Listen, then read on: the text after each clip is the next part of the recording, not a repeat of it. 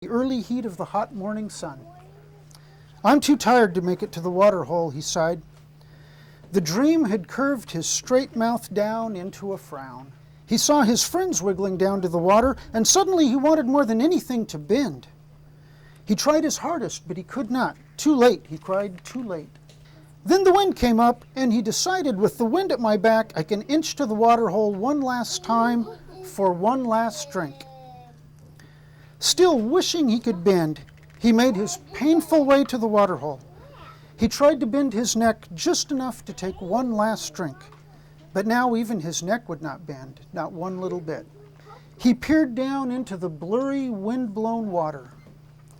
All at once the wind stopped blowing and the water hole became a flat, clear mirror. The snake looked down and saw his straight body, and he saw the frown the dream had given him. "I'm stuck in place," he said. "This is the end."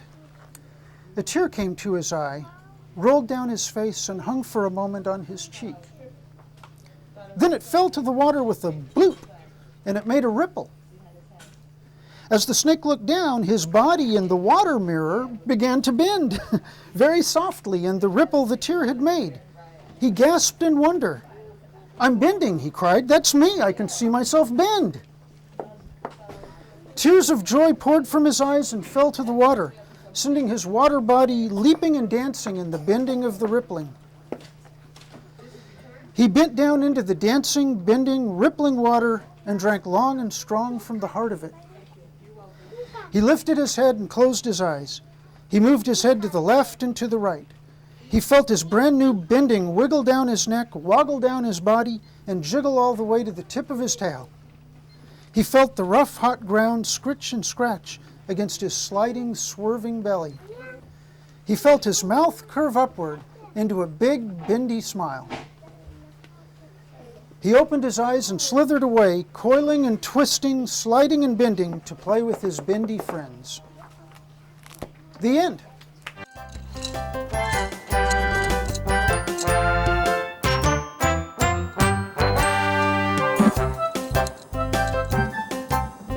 Welcome to the library.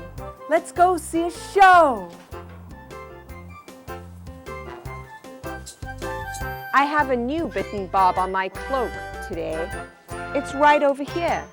This is my tortoise shell.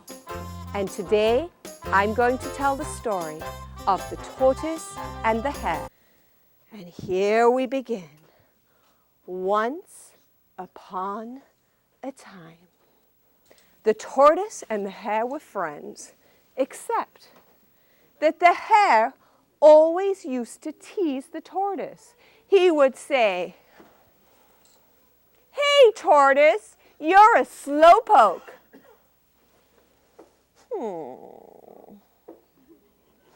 "Hey, tortoise, you're so slow, I'll bet you I could run circles around you."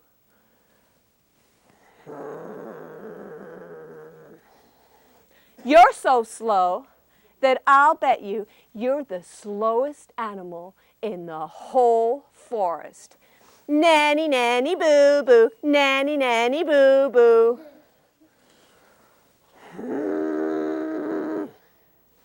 The tortoise tried not to pay any attention to the hare, but one day he had enough, and he said, "Hare, I challenge you to a race." "Huh? You challenge me to a race?" That's the funniest thing I ever heard. "Why, I, the hare, could run circles around you, the slowpoke tortoise." "Stop your boasting and let's just get on with the race." Well, soon all the animals in the forest heard about the race. They gathered at the start line and set the race course. The fox was going to be the judge because he had the sharpest eyes. And he said, "Ready, set, go!" Almost before he said go, off hopped the hare. Bop, bop, bop, bop, bop, bop. Is he that way? Is he that way? The tortoise was nowhere behind him. I think I'll just wait a little while to see if the tortoise shows up.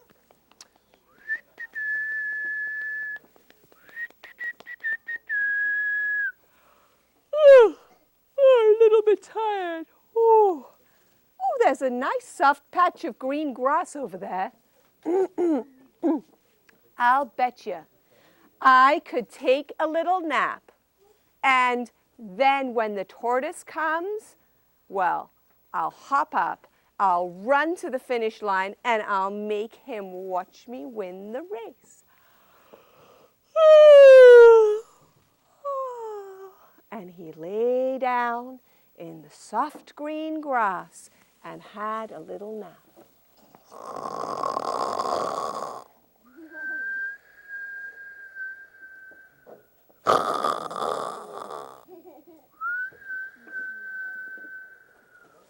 Meanwhile, the tortoise was plodding along very, very slowly. Plod, plod, plod, plod, plod, plod, plod, plod, plod. Shh. There is sleeping right over there. Let's go quietly. Plod, plod, plod, plod, plod, plod, plod. Shh, shh, shh, shh, shh. Soon, the tortoise was almost at the finish line, and all the animals in the forest began to cheer for him. They would, "Go tortoise, go tortoise, go tortoise." And the hare woke up. Ready? Uh-oh! The tortoise is almost at the finish line. I better hop really fast. Ready? Go! Hop, hop, hop, hop, hop, hop, hop, hop, hop, hop, hop, hop, hop, hop, hop. Go the fastest you've ever gone. Hop, hop, hop, hop, hop, hop, hop, hop, hop. But he was too late. The tortoise had crossed the finish line. He had won the race at the end of the day, which just goes to show you, slow and steady wins the race. The end. Welcome to the library.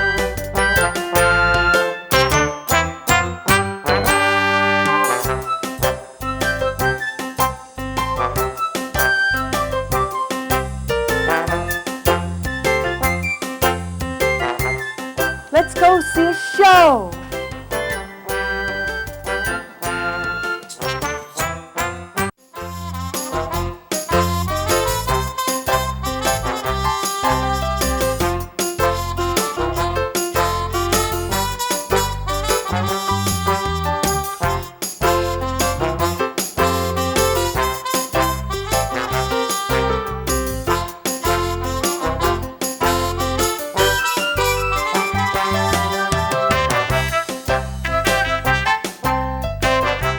So comic books actually started out, they were comic strips in the Sunday Funnies.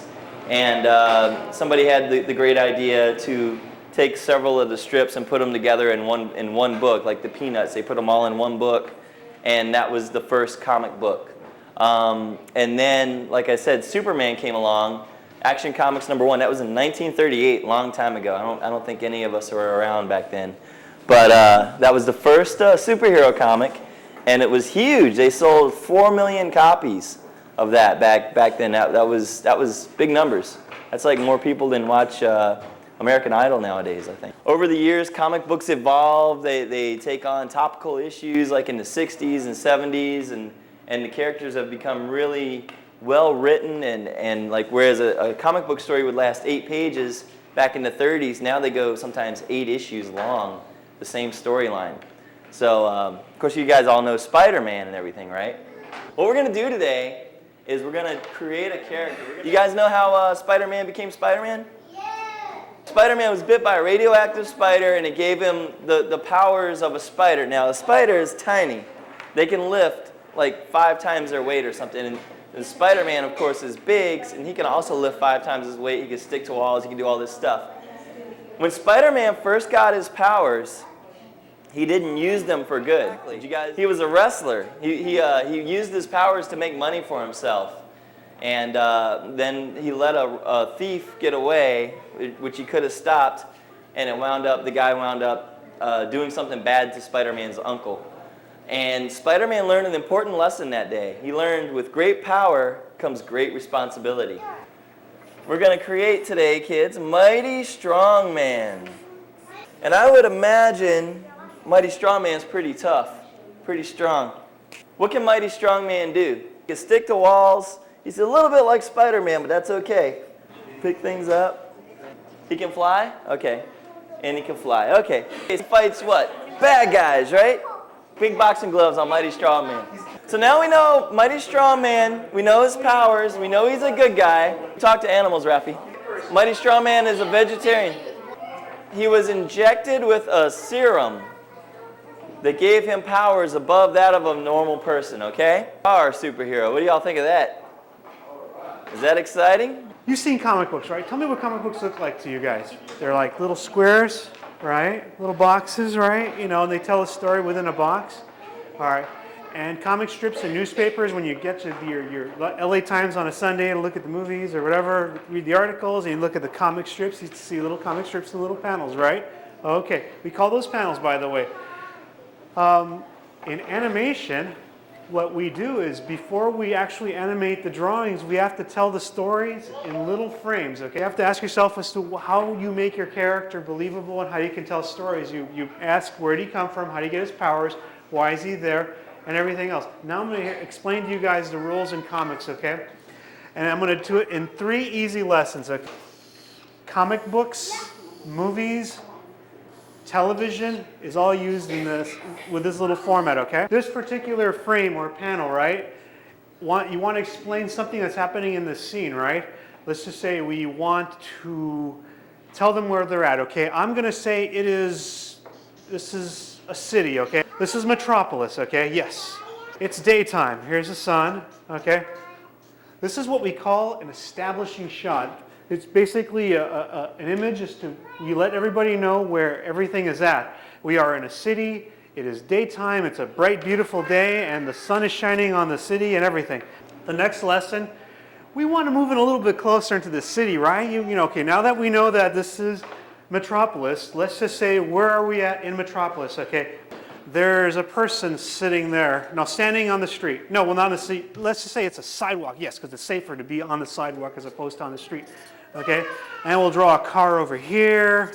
We'll draw a side of a building, and then we'll draw another person, okay? Let's just say a family. We got a father, we got a mom, and we got a little kid here. All right. Okay, this establishes the people that are in the city, right? This is what we call a medium shot because it's a little bit closer from the establishing shot. It tells us who these people are and where they're at. So it's a little bit closer than the establishing shot. To get to the final lesson, okay? Establishing shot, medium shot, okay? We want to know who these people are, right? What we do is we move a little bit closer, okay? This is the mom.